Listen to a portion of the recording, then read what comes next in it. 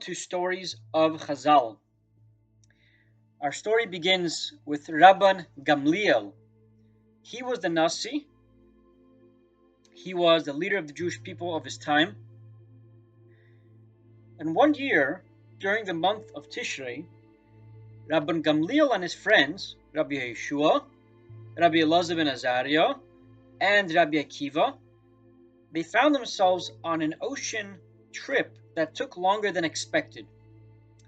The sages worried that they would not get home in time for the Yom Tov of Sukkot.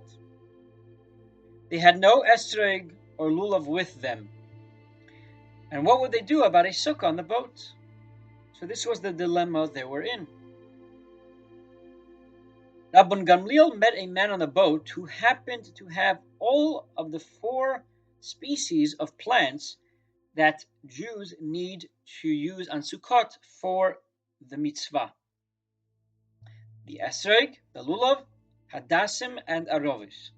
The man even agreed to sell them to Rabban Gamliel.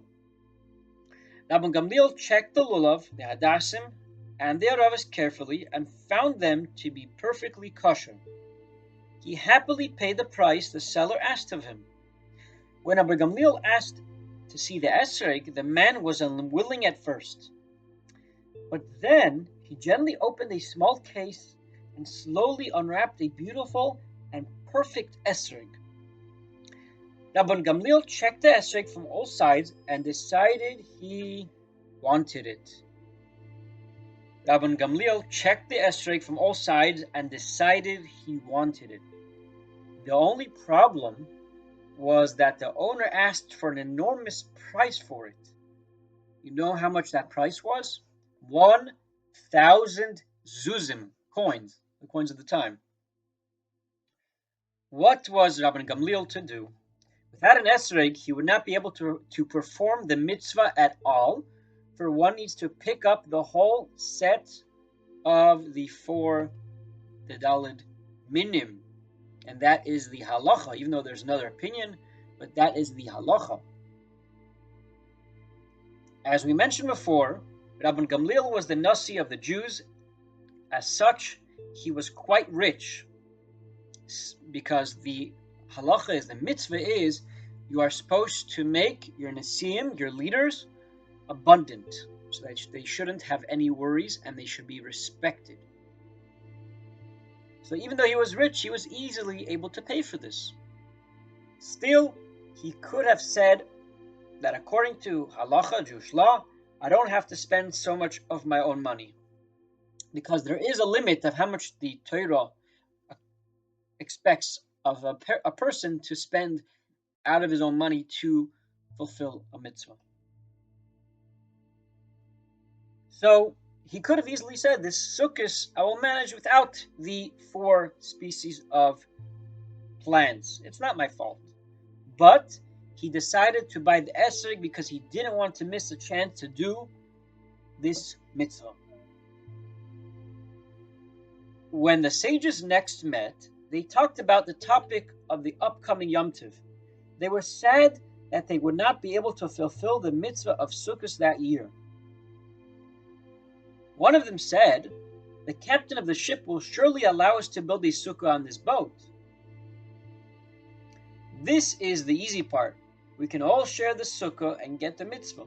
But how will we fulfill the mitzvah of the 4 species of plants? Surely there are none available on this boat, and even if we found someone with a full set, it wouldn't help. This is because in order to fulfill the mitzvah, the set has to be one's very own. It may not be borrowed from somebody else. So Rabban Gamliel explained to them, you forget that a person may give his set as a gift to his friend, and it is then considered as if it is his friend's very own. Furthermore, if one gives this gift on the condition that his friend will later return it to him, it is also considered as if his friend owns the item. The friend may even pass it on to another friend as a gift on condition that he will return it later on. As long as it is returned back to its original owner, then everyone will have perfectly fulfilled the mitzvah as if it was really their own. And Rabbi Gamliel pulled out his esrog and he said, look what I have here. I managed to buy a whole set, a lulav, a esrog, a dosim, and a ravis. All our problems are solved. The sages' eyes lit up with joy at this exciting news. Baruch Hashem, they will now be able to fulfill this mitzvah. A few days later, as the boat sailed merrily on the waves, the Yom Tiv of Sukkot arrived. In the evening, the sages sat together in the small sukkah that they had built on the boat and ate their Yom Tov meal. The next morning, Rabbi Gamliel unwrapped his esrog and took out the lulav, adasim, and araves. Joyously he said the proper bracha, the blessing, and picked up the 4 species of plants. Then he passed the set to Rabbi Yeshua, saying, I am giving this to you as a present so you can fulfill a mitzvah, but only on the condition that you return it to me later. Rabbi Yeshua made a bracha, a blessing, and fulfilled the mitzvah. Then he gave it to Rabbi Elazar ben Azariah. Finally, it was Rabbi Akiva's turn. When he finished using it, he gave it back to Rabban Gamliel.